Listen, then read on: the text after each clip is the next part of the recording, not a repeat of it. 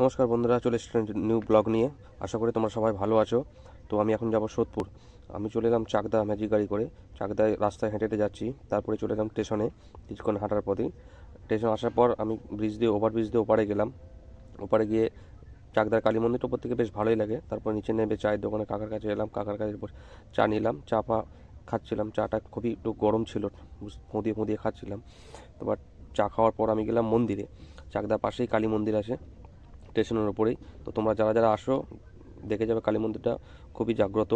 প্রায় এখানে ঠাকুমা বসেছিল, তো উনি বলছিলেন আমি কিছুদিন খাইনি, তাই ওনাকে একটা প্যাকেট বিস্কুট দিয়ে দিলাম। তো কিছুক্ষণের মধ্যে আমার ট্রেন চলে এলো, রানাঘাট লোকাল। তো রানাঘাট লোকাল আমি মোটামুটি উঠে পড়েছি। উঠে পড়ার পর 1 ঘন্টা পর সিট পেলাম আমি এখানে। প্রায় অনেকক্ষণই লেগেছে। চলে এসেছি ব্যারাকপুরে। ব্যারাকপুর যেহেতু কোনো ট্রেনটা সোদপুরে দাঁড়ায় না। আর এই নার্জারি করে দেখতে পেলাম, একটু ভিডিও করলাম ওদেরকে। ওদের সাথে দু একটা কথা বলতে যাবে, ওরা বলছে না ভিডিও করবো না, করা যাবে না।